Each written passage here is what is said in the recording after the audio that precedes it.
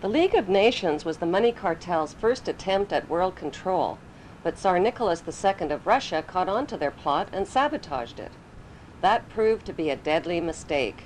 Schiff, Warburg, Rockefeller, Harriman, and Morgan backed the uprisings that led to the 1917 Russian Revolution. Their strategy was to finance both sides of wars and revolutions, which gave them control over the winners, the losers, and the outcome. The execution and removal of the bodies took 20 minutes. 3 centuries of Tsarist Russia were gone.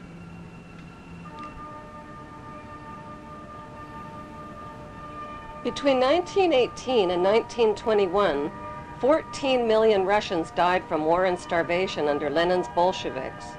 By 1919, Lenin ran up a national debt to the Rothschild banksters of $60 billion, which put Russia firmly under their control. As Mayor Rothschild once said, "Give me control of a nation's money and I care not who makes her laws." To this day, the Rothschilds have stopped the heirs to the Tsar's fortunes from claiming their deposits held in Rothschild banks. Those fortunes are now worth an estimated $50 billion. Joseph Stalin, who was financed by the same money cartel, replaced Lenin as Russia's brutal new dictator. Using terror and death threats, Stalin's job was to industrialize Russia and turn communism into a powerful counterforce to democracy. Manufactured conflicts between these two powerful political forces would be the ideal excuse for all future wars and for dividing, conquering, and ruling the world.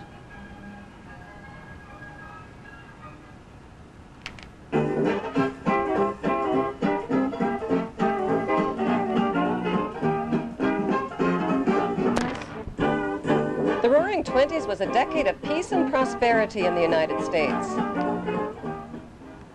Installment plans were created to make buying high-priced items more affordable.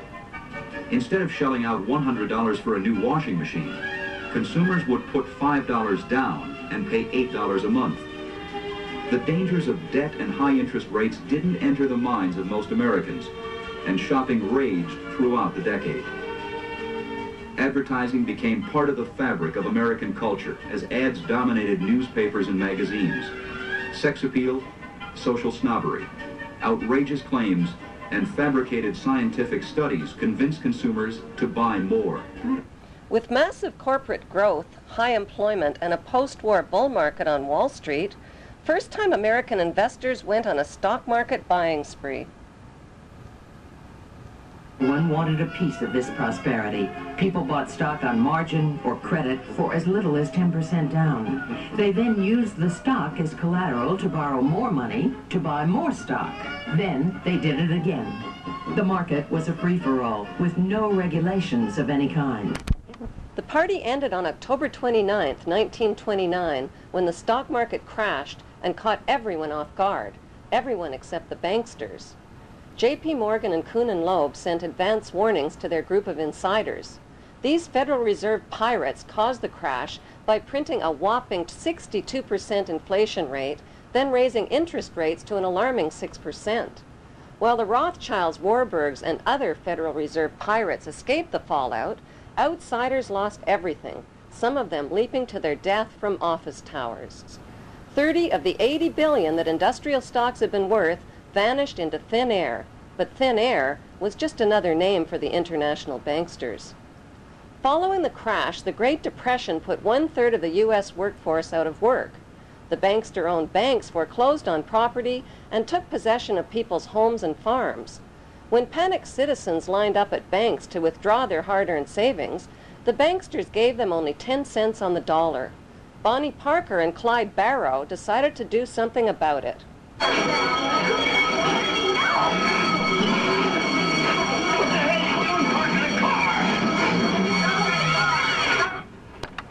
Homeless and desperate, many Americans set up tent cities and rode the rails looking for work.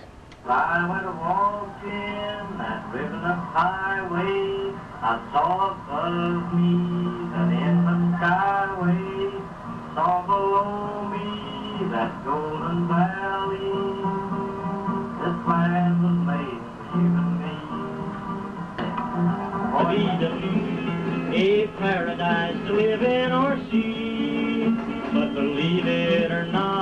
gonna find it so hard if you ain't got the do-re-mi.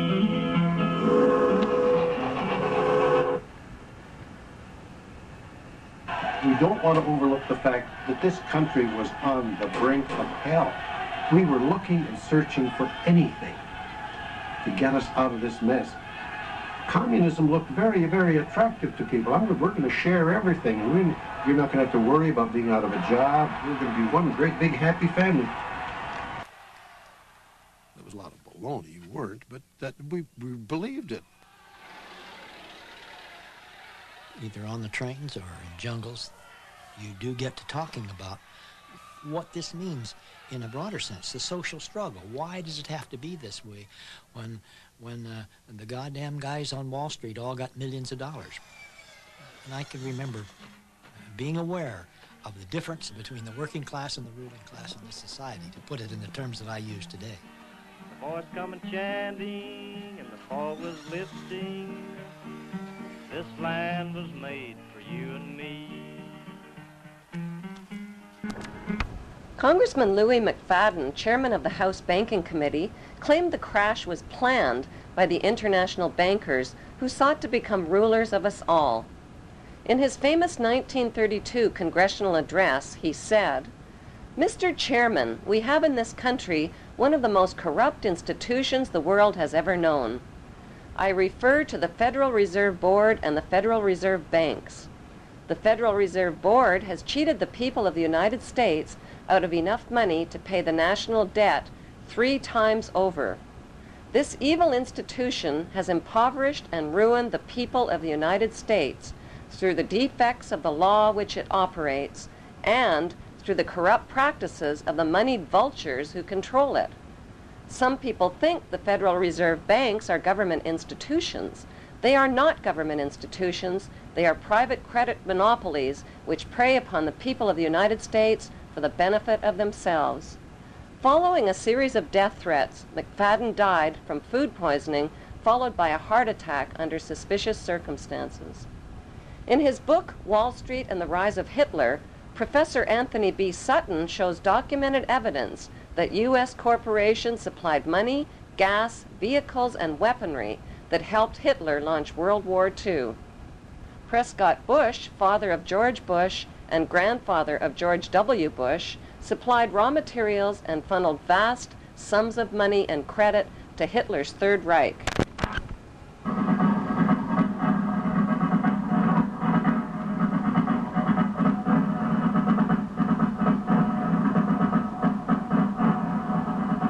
Under Trading with the Enemies Act, the U.S. government seized businesses operated by Prescott Bush and Skull and Bonesman Averell Harriman, including New York's Union Banking Corporation. These seizures were based on evidence that Bush and Harriman had been operating front organizations for Hitler's Third Reich. Their German partner was the notorious Nazi industrialist named Fritz Thyssen, who wrote a book of confessions called I Paid Hitler.